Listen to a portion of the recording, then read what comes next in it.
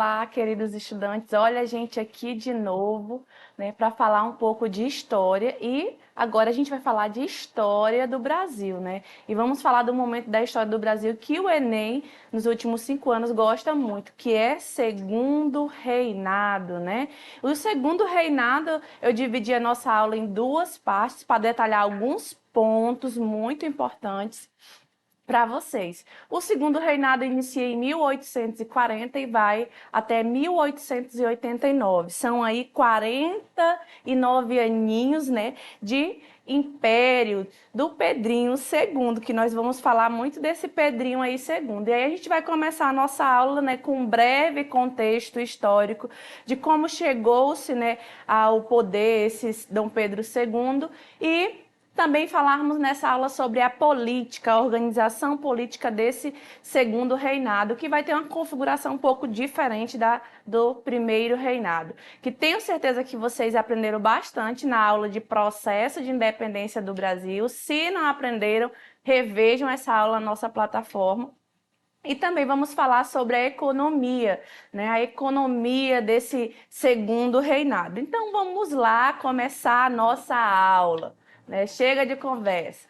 E aí o contexto histórico, né? Como iniciou-se esse segundo reinado? O contexto histórico do segundo reinado inicia-se a partir da abdicação do Dom Pedro I, né, o pai de Dom Pedro II, né, o Pedrinho pai, que a professora Larissa gosta sempre de falar, né, essa abdicação ela aconteceu, né, com esse retorno obrigatório que ele teve que retornar a Portugal, né, senão ele perderia a família real, perderia o trono. Então, Pedro I retorna a Portugal no dia 7 de abril de 1831 e deixa aqui o seu principal herdeiro, né, o Pedro II. E aí o Pedrinho II era realmente um Pedrinho, né, queridos? Ele tinha somente 5 aninhos. Alguns historiadores vão dizer que ele tinha 4 aninhos e meio, mas, né, para cunho histórico, né, ele tinha os 5 anos. Né, quando ele ficou aqui no Brasil. E quem cuidou desse Pedrinho II, né, foi a Dona Maria Carlota de Vener, né? Ela foi considerada como uma preceptora que ficou responsável pela educação de Dom Pedro II aqui no Brasil até que ele atingisse, né, a maioridade e pudesse assumir, né, o Império Brasileiro. Porque o pai foi, mas deixou o filho aqui para garantir que ele não perderia, né, esse território. E aí esse período que o Pedrinho II está crescendo, se desenvolvendo, que ele está estudando, né, é conhecido na história como período regencial, um período também que o Enem gosta bastante, que vai de 1831 a 1840. Só que esse período chamado período regencial, né, de regência, ela é marcado por grandes conflitos, né, entre dois grandes partidos políticos que tinham já aqui no Brasil se consolidado no primeiro reinado, que eram os conservadores e os liberais. Eles faziam um revezamento, né, do poder da regência aqui no Brasil. E aí, para que vocês se aperfeiçoem, né, façam uma busca lá nas nossas videoaulas, que tem uma videoaula sobre o período regencial, também conhecido as regências unas, as regências trinas. Então, se aprofundem mais aí um pouquinho sobre esse período regencial. Mas vamos lá, esse período é marcado por muitos conflitos, que nem eu já falei para vocês. E para tentar resolver esses conflitos entre conservadores e liberais, né, é tido o chamado golpe da maioridade. O que é esse golpe da maioridade? O Pedrinho II está se desenvolvendo, né? Não tem a idade mínima, a maioridade, que na época era 21 anos, né, para poder assumir o trono, e aí eles criam, né, os partidos entram em um acordo e criam uma lei para que ele possa assumir aos 14 aninhos de idade, entre os 14 e 15 anos de idade, né, esse processo se dá. E aí, com 15 anos de idade, o Pedrinho II assume, né, o Brasil no dia 23 de julho de 1840, dando início aí ao segundo reinado. Esse jovem imperador, em todos os sentidos, né, vai governar o Brasil e vai tentar conciliar, né, essas disputas, principalmente as disputas políticas entre esses dois partidos. E aí ele é coroado como imperador do Brasil em 1840 e esse Pedro de Alcântara II torna-se o imperador do Brasil, dando início a esse novo momento da história. E aí a parte política desse período, né? Ele já assume, Dom Pedro II, com essa missão de tentar conciliar, né, as relações políticas entre esses dois partidos políticos, que nós vamos falar bastante sobre eles, os conservadores e os liberais. Eles também eram conhecidos, os conservadores, eram conhecidos como os saquaremas. Em algumas literaturas vocês vão ouvir falar desse nome, saquaremas, né? Eles eram os conservadores. Mas por que eles tinham esse nome conservador? Né? A palavra conservador ela já nos remete a algo, né, a algo autoritário, algo impositor, e esses conservadores, eles defendiam o autoritarismo das províncias, eles defendiam o maior rigor, que as províncias brasileiras fossem administradas com maior rigor. Já os liberais, como o nome já diz, ou também os Santas Luzias, como eles são conhecidos, eles defendiam, né, a maior autonomia do Estado, né, que as províncias tivessem suas mais autonomias na forma de administrar, mais autonomia na economia. Então, Pedro II, ele tinha uma missão muito árdua, que era administrar, né, essas disputas políticas entre conservadores e liberais. Lembrando que todos eles pertenciam à aristocracia, né, rural do Brasil. O Brasil, nesse momento, a situação econômica estava voltada para a agricultura, que o principal produto era o café, o nosso cafezinho diário, hein? A professora Larissa ama café, né? Por isso que ela é historiadora. Então, esses agricultores, eles tinham várias divergências, principalmente pelas questões políticas. Então, Pedro II pensou assim, como eu vou administrar isso? E aí ele estabeleceu o chamado parlamentarismo às avessas. Mas o que é às avessas? Era porque eles revezavam, ele tinha uma estratégia chamada poder moderador, gravem essa palavra aí. Esse poder moderador tinha como intenção o quê? Moderar esses conflitos entre liberais e conservadores. E qual era a estratégia que o Pedro II teve? Que ele pensou, eu vou fazer um revezamento, né? Eu vou escolher os ministros. Uma vez eu escolho um liberal, outra vez eu escolho, né, um conservador. Assim, eu vou tentar conciliar, né? Eu vou equilibrar. Olha a imagem que está aí no centro do mapa mental que eu coloquei para vocês. Eu vou equilibrar e eu vou conseguir controlar esses dois partidos. Eu vou conseguir controlar o poder dos dois. Por isso que está aí no mapinha mental de reféns do poder. Alguns livros vão chamar esse momento político da história do Brasil de teatro de sombras. Por que um teatro? Porque ele fazia uma encenação, né? E estava sempre ali, o Pedro II estava sempre por detrás de todas as decisões. Ele escolhia os ministros, fazia o revezamento, conciliava o poder entre esses dois partidos e assim estava tudo certo. No entanto, nós vamos ver mais à frente que esse poder moderador ele não vai durar por muito tempo, porque esses partidos eles tinham pensamentos e ideais diferentes. Mas isso a gente deixa mais para frente. E aí, já falando da economia, né, na parte econômica, já dei um spoiler aí para vocês e disse que a agricultura cafeeira, né, a produção de café, aí a gente está como centro principal do nosso mapa mental, o nosso cafezinho, era o que movimentava a economia no Brasil desde o final do primeiro reinado e tem o seu auge lá no segundo reinado. E essa economia cafeeira, ela se localizava predominantemente aonde, professora? No Vale do Paraíba, ou República Fluminense. Ali pelas bandas do Rio de Janeiro, São Paulo, né, onde tinha as principais fazendas e produções de café. Mais à frente, a gente vai ter outra região que vai se desenvolver, conhecida como Oeste Paulista, predominantemente no município, né, que hoje é um município de Ribeirão Preto e os seus municípios vizinhos, né? Então, o Vale do Paraíba e oeste paulista, como está aí no mapinha que eu coloquei perto para vocês visualizarem, eram as principais regiões predominantes, né, que tinha-se a produção de café. Mas o café, professora, nesse momento da história do Brasil, era o principal produto de exportação. Por quê? Porque os europeus consumiam bastante café. Então, ele despertou, né, esse interesse dos produtores aqui no Brasil por causa dessa grande necessidade de exportar esse café, principalmente para a Europa. Então, esse café não era o único produto e não foi o único burburinho econômico que aconteceu, né, nesse segundo reinado.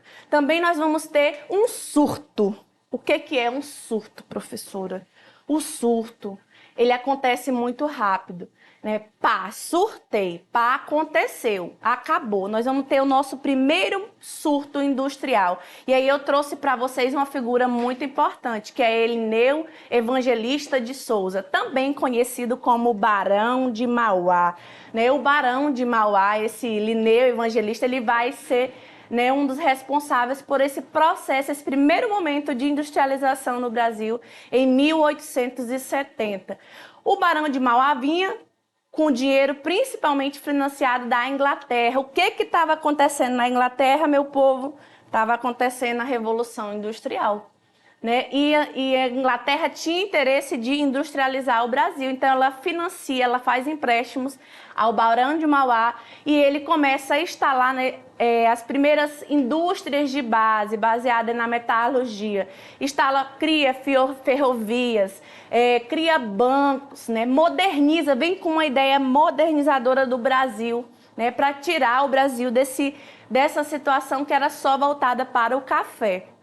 E aí, né, Dom Pedro II, ele dá apoio, né, ao Barão de Mauá, né, porque a Inglaterra tinha muito interesse e o Brasil, economicamente, ainda era preso através de alguns empréstimos, né, com a Inglaterra. Então, como o imperador pensou, como eu vou ajudar o Barão de Mauá se o principal produto do Brasil é o café?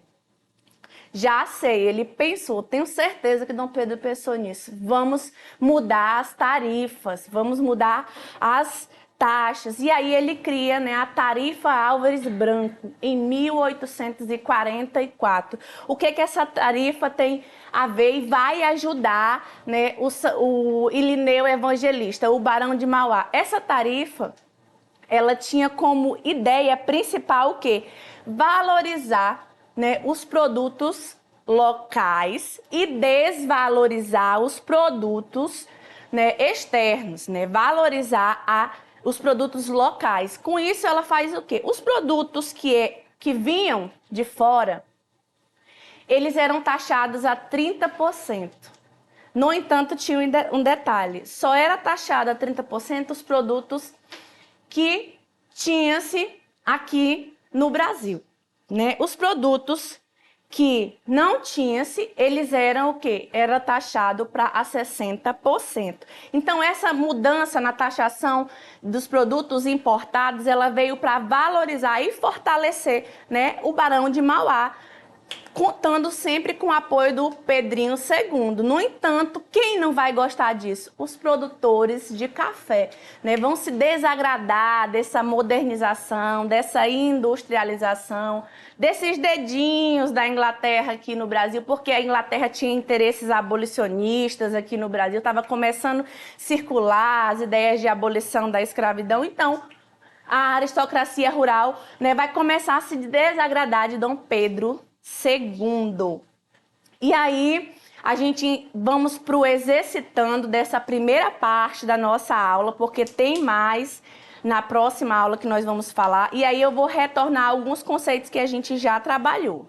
Vamos lá mexer a cuca. Olha aí o que eu trouxe para vocês. Uma questão do Resolva Enem 2, a nossa coletânea de livros, né, do sistema SFB. Né? A questão 173. Olha a imagem, a charge que eu trouxe para vocês. Lembra que eu usei a mesma charge na nossa aula?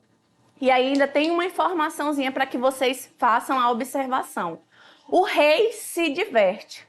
Caricatura do imperador Dom Pedro II, publicada em O Mequetrefe. E aí tem a data para vocês, né, dessa charge. Aí tem o início do comando da questão. A charge faz referência.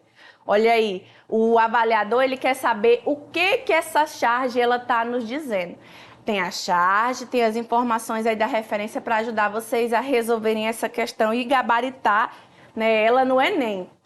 Então vamos lá, o que essa charge faz referência? Letra A pouca habilidade do imperador em lidar com os interesses conflitantes de liberais e conservadores no jogo político no segundo reinado e da república. Olha aí, o imperador ele tinha pouca habilidade naquela imagem? Vamos prestar atenção nessa palavra pouca habilidade. Ou ele tinha muita habilidade ali, controlando o Partido Conservador e o Partido Liberal. Letra B. As disputas entre os grupos políticos do Império que dificultava a conciliação, gerando uma instabilidade no sistema parlamentarista e na governabilidade. Tinha uma instabilidade, né, nesse primeiro momento, nesse poder moderador que eu falei para vocês do segundo reinado? Prestem atenção.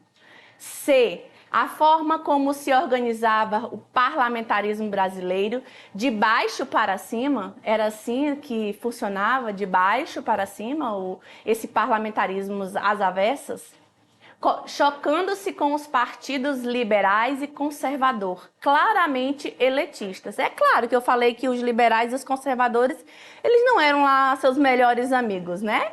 Tinham as suas diferenças de pensamentos. Ou D. A função política do imperador que atuava como árbitro, alternando os grupos políticos rivais, tendo suas bases elitistas. Não possuíam substâncias diferentes ideológicas. Os partidos tinham substâncias diferentes ideológicas?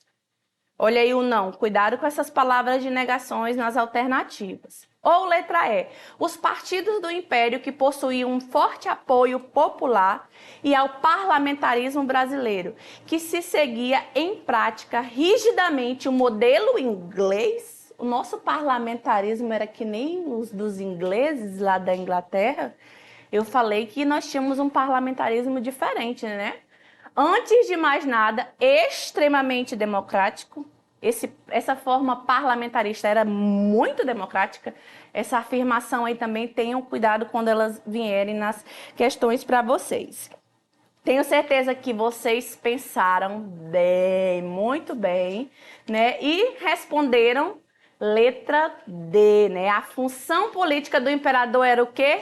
Como um árbitro. Olha ali na imagem, ele está o quê? Equilibrando, né? Como um juiz, né? Onde ele fazia o revezamento entre conservadores e liberais. Eu falei bem isso para vocês. Então, pessoal, é isso. Eu espero vocês na nossa próxima aula, na parte 2 dessa aula de segundo reinado. Até mais e não esqueçam, hein? Acessem as nossas plataformas.